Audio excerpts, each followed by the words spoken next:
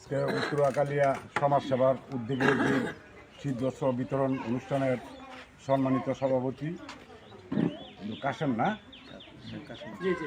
কাশেম এবং মঞ্চে উপস্থিত আছেন আমাদের গ্রামের বিশিষ্ট ব্যক্তিবর্গ এলাকার এবং আমাদের গ্রামের যারা শীতবস্ত্র গ্রহণ করবে তারা উপস্থিত আছেন।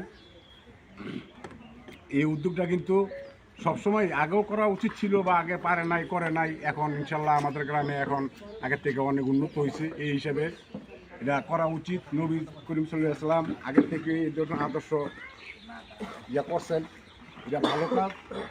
আশা করি যেমন ভবিষ্যতে এবং সবসময় প্রত্যেক বছর বাৎসরিক আমি গত বছর দেখছি যে আমাদের গ্রামে এই ধরনের শীতবস্ত্র বিতরণ করছে দিছে, যা আমি দেখে অত্যন্ত খুশি হয়েছি, ভালো লাগছে।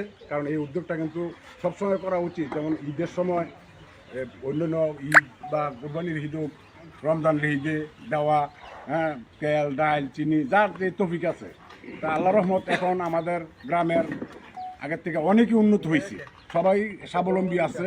সবাই যদি সম্মিলিতভাবে এটা একত্রতা ঘোষণা করে যদি সবাই আমরা সহযোগিতা করি, অনেক কিছু আমরা করতে পারি, ঠিক না?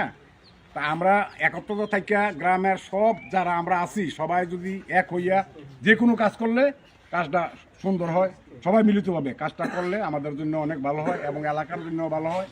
আমরা গরিব মিসকিন যারা আছে আমাদের সমাজে বাস করে আছে, অনেকে খারাপ আছে ভালো আছে, সবাই চলতেছি, কেউ ভালো চলে কেউ খারাপ চলে, তাদেরকে যদি আমরা এইভাবে সহযোগিতা হাত বাড়াই দিই তারাও সুন্দরভাবে চলতে পারে। যাই হোক, এই জন্য আমার ছোট ভাইয়েরা আছে বা তোমরা সবাই আসো, এটার উদ্যোগটা করছো, এই জন্য আমি অত্যন্ত খুশি এবং তোমাদেরকে সবাইকে ধন্যবাদ জানাই, যাতে ওদের ভবিষ্যতেও এই জিনিসটা বজায় থাকে। হ্যাঁ, সবাই মিলে যাতে এই কাজটা করতে পারো। হ্যাঁ, এই জন্য আমি তোমার কাছে কৃতজ্ঞতা জানাই তোমার সবাইকে। এখন আস্তে আস্তে আর তো কেউ বক্তব্য রাখবো না মনে হয় না, রাখলে পরে যারা বলবে তারা বলবে, বাকিটা বইলা আরম্ভ করে দিবে।